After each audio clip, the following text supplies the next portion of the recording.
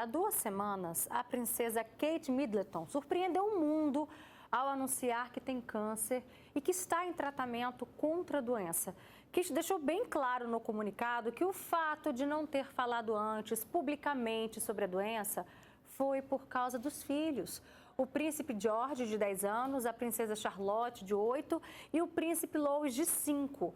Ela disse que contou pessoalmente aos herdeiros, enfatizando que está bem e que vai dar tudo certo. E aí hoje, no Dia Mundial de Combate ao Câncer, a gente vai bater um papo sobre esse assunto e sobre a importância da transparência, gente, ao falar da doença com a família, com os amigos e como ter essa conversa, principalmente com as crianças. Vem cá, participa com a gente. Eu recebo aqui no estúdio a oncologista, doutora Juliana Alvarenga. Obrigada, doutora Juliana, pela sua participação. Seja bem-vinda, viu?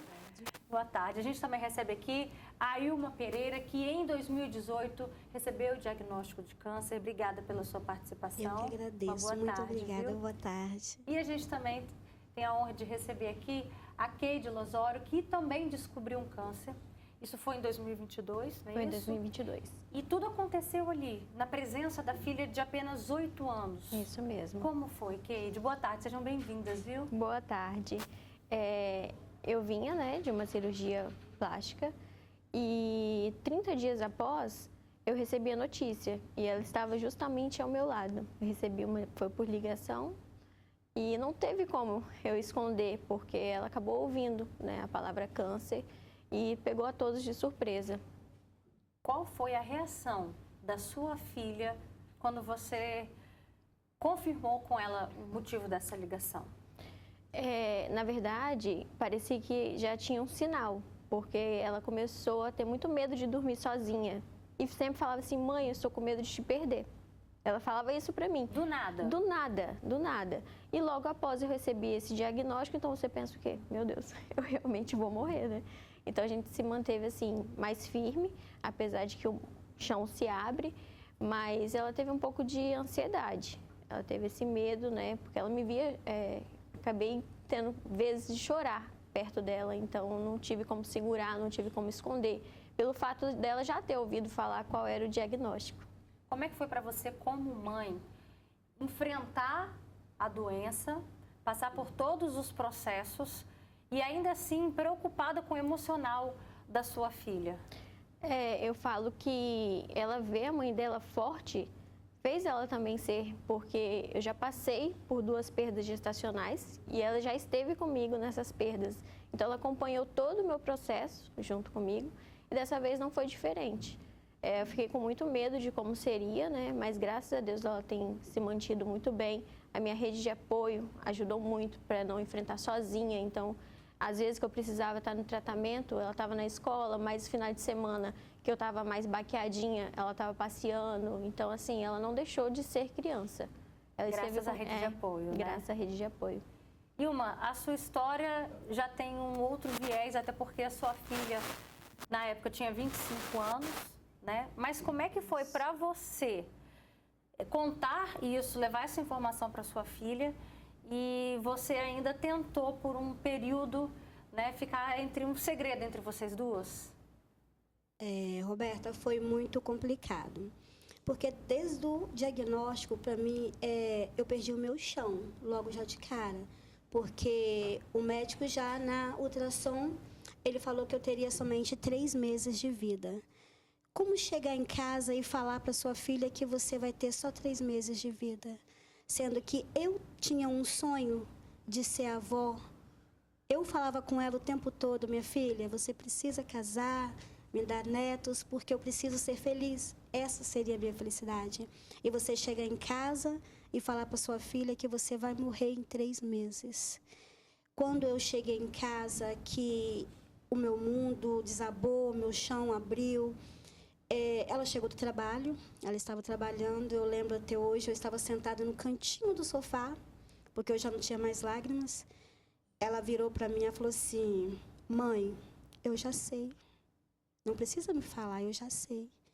Eu só vou te falar uma coisa, seja forte, porque eu sou forte por você. Eu vou ser forte por nós duas. Você vai ter que ser forte, mãe. A partir de hoje, você. Vamos buscar força uma na outra. E aí foi a nossa caminhada de quimioterapia, ela sempre do meu lado. Eu jamais vi ela chorar. Jamais eu vi ela chorar. Ela foi, vamos colocar assim, numa casa, ela foi meu alicerce, ela foi minha base. Para eu poder ser forte também. Porque, além disso, eu tinha minha mãe. Eu tinha minha mãe que não sabia do meu diagnóstico. Porque até então minha mãe pensava que eu estava passando por um tratamento que era leve, que era coisa simples, mas não era.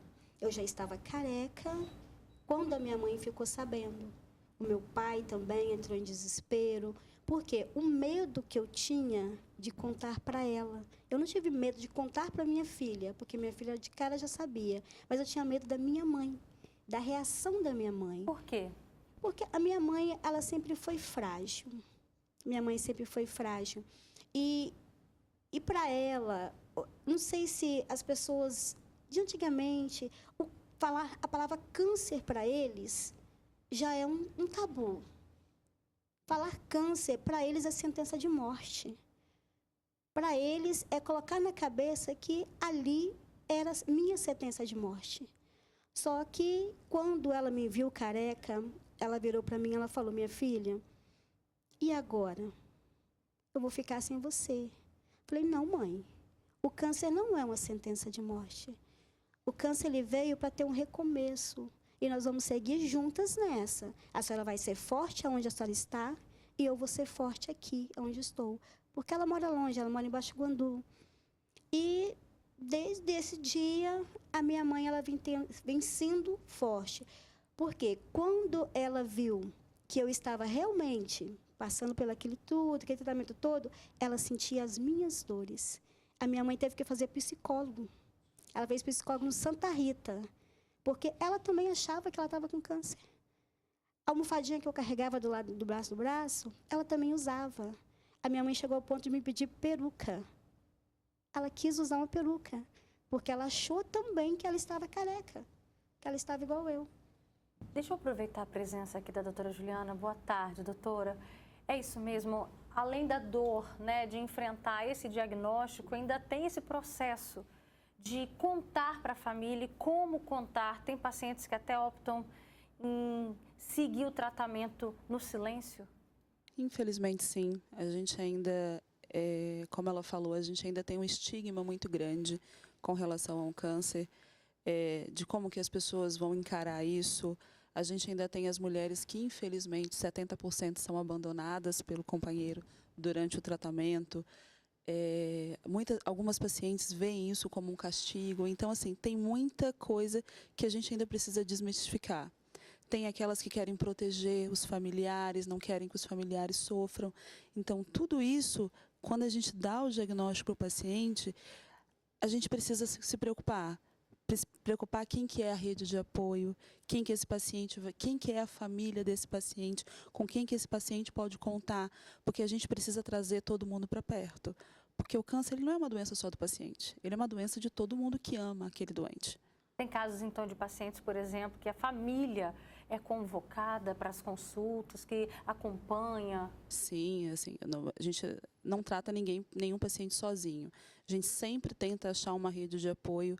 Então, a gente sempre convoca os familiares para que o paciente tenha sempre alguém junto nas consultas, principalmente na primeira consulta, que tenha alguém sempre junto durante as infusões de quimioterapia, para que esse paciente ele possa ser acolhido. A gente sabe isso, não estou falando da boca para fora. A gente tem dados científicos que aquele paciente que tem rede de apoio, que aquele paciente que é acolhido, ele vai melhor, ele tem menos efeitos colaterais, ele tem melhores desfechos. Eu vi você concordando agora, Keide. Ter essa rede de apoio, contar com o apoio da família, te ajudou? Ajudou demais. Não só da família, porque eu acabei externando, né, nas redes sociais, então foi um movimento muito grande, de pessoas intercedendo, pessoas ali movimentando. Conheci outras pessoas também com o mesmo diagnóstico, a gente se colocava para cima, a gente tinha grupos de apoio. Então foi muito importante e realmente concordo plenamente com ela. Quando a gente tem, a gente é mais motivado. A pessoa não deixa a peteca cair, né, como diz o outro. Então foi muito importante ter sim essa rede de apoio. Mas teve algum momento, por exemplo, por mais que a sua filha estivesse participando desse processo, estivesse te ajudando, tiveram coisas que você, naquela situação, você preferiu não contar, não entrar naquele detalhe com ela? Ah, com certeza, com certeza. Principalmente que ele era agressivo. Principalmente quando a gente recebe... porque eu achava que o câncer de mama fossem todos iguais. Eu não sabia que tinham subtipos. E logo o meu foi do mais pesado, foi do mais agressivo, né? O triplo negativo. Nunca tinha ouvido falar. Então, assim, eu poupei, mas eu chorava bastante na calada da noite, meu esposo também, porque o medo toma conta, né? A gente não sabe o nosso amanhã. Tá nas mãos de Deus, com certeza. Mas a gente fica naquela indecisão, se a gente vai realmente progredir, se a quimioterapia vai fazer um efeito colateral muito agressivo também, que conta muito, né? Mas eu me mantive, graças a Deus. E com você, Ilma? Tiveram situações, notícias ao longo do tratamento em que você preferia também continuar ali, às vezes sem levar essa informação, até mesmo para sua filha, por mais próxima que ela estivesse a você naquele momento? Sim, é igual ela falou. O triplo negativo, a gente vive meio assim, em corda bamba. Quando a gente sabe que todos os outros tipos de câncer tomam uma medicação para não deixar o câncer voltar, para você não ter uma recidiva, e a gente saber que o câncer que a gente passou por ele não tem remédio para ele. Você não tem que tomar remédio para ele poder... Você vive assim, meu Deus, uma dor que dá aqui hoje, será que voltou? Um carocinho que você acha, passa a mão no seu corpo, você fala, meu Deus, e agora? Será que voltou? Eu vou perguntar à minha filha, eu vou mostrar para ela esse carocinho? Não, eu vou ficar quietinha. Eu vou voltar no médico, eu vou fazer os exames para poder ver o que realmente está acontecendo. Porque tudo que aparece no corpo da gente já é desespero total, é medo. É medo. Se tornava um sofrimento em silêncio? Sim, a gente sofre em silêncio, porque nem tudo a gente fala, nem tudo. A minha família, eu falo assim, que a família do lado do meu esposo foram muito presentes na minha vida. A minha sogra, ela chegou a passar mal, porque ela, no começo, ia nas consultas comigo. Perante o que o médico falava, a gente achava que ela estava bem, mas não. Ela passou mal, ela estava guardando aquilo para ela. Aí a gente tem aquele assim, será que eu vou contar para eles o que está acontecendo? Eu vou poupar ela, porque às vezes ela pode também passar mal perante do que eu estou passando. Muitas vezes a gente esconde alguma coisa, nem tudo a gente fala. Doutora, esse comportamento da rede de apoio, né? Porque acaba se entregando, como não se envolver também? Como não sofrer junto? Vamos falar a verdade, vamos abrir o coração. Mas esse comportamento da família da rede de apoio pode, de alguma forma, afetar o paciente? Não, com certeza. A gente fala que existe uma coisa, essa cobrança, às vezes exagerada da família. Você tem que estar bem, você tem que ser forte. E a gente tem que respeitar os limites do paciente. Igual, por exemplo, nesse momento elas queriam ficar um pouco mais introspectivas. O familiar tem que sempre se deixar à disposição. Olha, eu estou aqui, você precisa de alguma coisa. Mas tem que respeitar também, porque assim, é uma avalanche de emoções, de sentimentos muito grande. Então, assim, o paciente tem direito de chorar também, ele tem direito de, às vezes, ficar triste. É lógico que a gente tem que ter, por isso que a gente tem uma equipe multidisciplinar, a gente tem um suporte psicológico, porque isso não pode ser uma coisa persistente. Mas essa avalanche, essa oscilação do humor, ela acontece. Isso é normal e a gente precisa respeitar isso no paciente. Mas ficar sempre ali, alerta, presente, se colocar à disposição. Agora, quando tem crianças envolvidas nessa história, que é o caso da Keide, como conversar esse assunto com eles? Então, a gente sempre precisa do apoio psicológico, né? Para que a gente primeiro que assim, depende muito de cada idade, porque depende muito da compreensão de cada paciente. Mas, por exemplo, ela ficou careca. A criança ela vai ver isso. Então, você tentar explicar para a criança de uma forma que ela entenda, explicar, olha, estou fazendo um tratamento, a gente, né, do mesmo jeito que você fica dodói, a mamãe agora também ela vai tomar o remedinho dela e conversando, tentando fazer com que essa criança faça parte de uma forma saudável. Porque não tem como você botar uma barreira e fingir que aquilo não existe. E foi exatamente isso que aconteceu com a princesa, né? Com a Kate. Ela quis primeiro, gente, contar para os 3 filhos e vamos respeitar essa decisão, antes de tudo, de mulher, de mãe, de ser humano, para depois trazer esse assunto a público, né? Você teve, Kate, algum processo nisso daí? Tipo, primeiro eu quero fazer isso, para depois fazer aquilo, sabe? Respeitando uma vontade sua também? Sim, porque inicialmente eu não sabia o que ia acontecer comigo. Primeiro eu comecei meu tratamento, vi como que estavam as sessões de quimioterapia, se eu estava realmente aguentando ali. E aí depois eu comecei a externar, porque eu também precisava de orações, né? Eu sou evangélica, então eu queria isso para mim. A minha fé pedia, né, que eu externasse para ter uma rede de apoio maior ainda, além da família. Então, para mim foi muito importante. E para você, irmã? Você já fez outro processo? Já preferiu guardar em relação aos seus pais, né? Em específico a sua mãe? O fato de não externar isso inicialmente ali para ela, foi até a primeira e segunda quimioterapia, né? Que você tentou manter isso em segredo. Isso foi uma escolha sua? Isso te fez bem na época? Sim, porque na época até tudo se postava em Facebook, né? Aí eu até falava, gente, não posta foto nenhuma minha no Face, não posta nada, porque na época minha filha tinha 25 anos, mas eu tinha um sobrinho pequenininho, que ele tinha 4 aninhos, que é o Miguel, que na época eu ficava, como eu vou falar para ele o porquê que eu tô careca?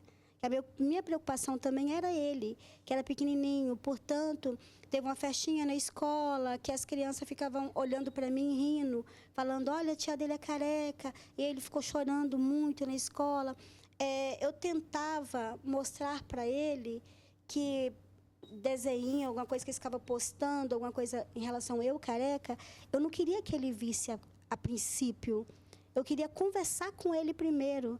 Ou seja, respeitar a vontade do paciente.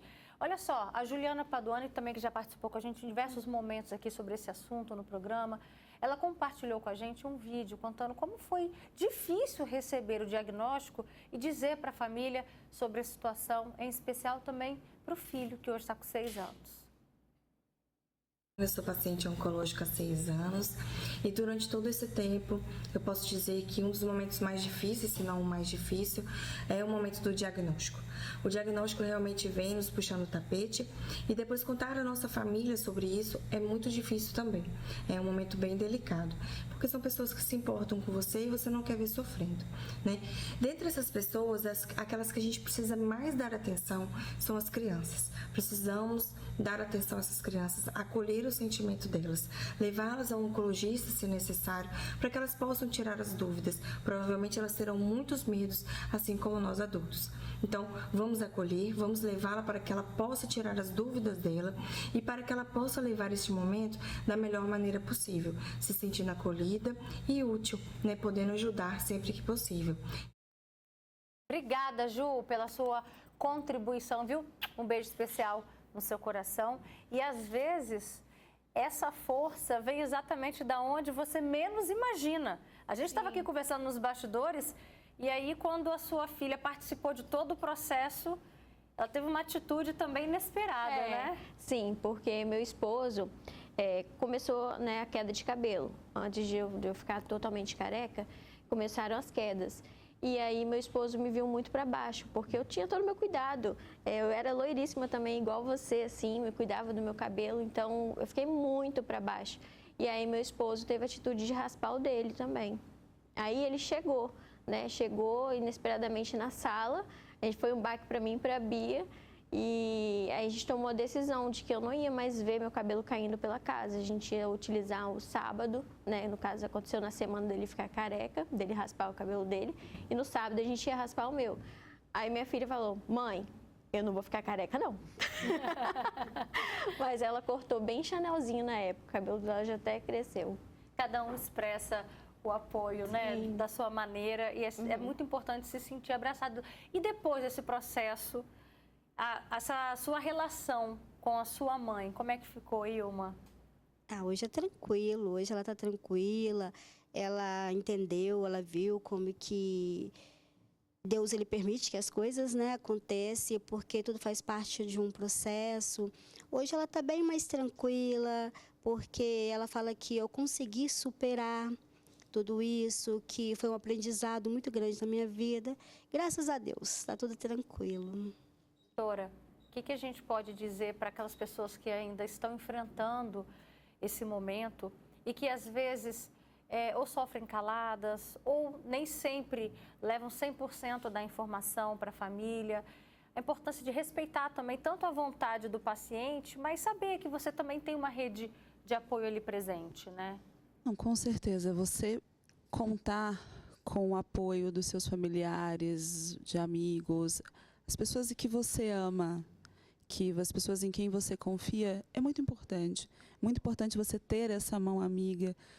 Muito importante você confiar no seu oncologista. Aceitar ajuda também, né? Aceitar ajuda, porque às vezes tem pessoas que não aceitam ajudas. E assim, hoje, a oncologia, ela não é só o oncologista. A gente tem o oncologista, o enfermeiro, farmacêutico, psicólogo, dentista. Nós somos uma rede muito grande. E estamos todos centrados no paciente, em cuidar do paciente e oferecer essa ajuda. Então, assim, aceite a ajuda que as pessoas querem te dar. Lógico que você pode colocar os seus limites, mas pegue aquela mão que as pessoas estão estendendo. Tem gente que não é 100% transparente para a rede de apoio, isso pode dificultar? Com certeza, porque assim, se a gente não souber o que a pessoa está precisando, o que a pessoa está passando, a gente não consegue ajudar. Então, assim, se a gente não tiver externado aquela situação, aquele medo, aquela angústia, aquele sintoma, a gente não consegue ajudar. Então, assim, ela precisa dividir isso e vai ser tão mais leve, vai ser tão mais fácil. Assim, a jornada do paciente oncológico, ela tem muitos percalços. Então, você pode escolher ter uma mão te ajudando, ou você pode escolher passar por ela sozinho. Então, assim, nós temos uma rede inteira te ajudando. Vá junto com essa rede. Torna mais fácil, Keide? Muito mais fácil, muito mais leve, muito mais leve. Inclusive, vocês criam memórias afetivas, por exemplo, você e sua filha. Sim, minha parceira de vida e perrengues. Muitos ensinamentos e muitos aprendizados, né? Muitos. A gente se culpa muito, né? Mas a gente também está em constante aprendizado. Eu estou sendo mãe pela primeira vez, então também aprendo muito com ela, ensino. Então, é desse jeito. E você, Ilma, hoje, 100%? Uma nova Ilma, como você começou aqui na entrevista falando? Isso, a nova Ilma. E falando em rede de apoio, né? A gente tem também, Roberta, hoje a nossa rede de apoio aí fora. Igual eu faço parte de um projeto que é o Projeto Vida, eu sou administradora de um projeto que a gente resgata a autoestima de outras mulheres. A gente ajuda elas a passar por isso com mais tranquilidade, com mais calma, com mais leveza. E ajuda elas no apoiar, em falar com a família, não ter medo, igual a doutora falou, não ter medo de falar. Hoje nós temos no grupo hoje 100 mulheres, todas 100 mulheres, uma apoiando a outra. Essa é uma rede de apoio também que fala muito, que conta muito com a gente. Porque às vezes nem tudo que a gente fala para a família, a gente fala para elas. Nesse grupo, é uma segurando a mão da outra. É um projeto muito lindo, que eu estava até falando com ela, que é para resgatar mesmo a autoestima. Perfeito. Obrigada, gente, pela participação de vocês. Dá um beijo na família. Tá bom? Uma boa tarde. Obrigada.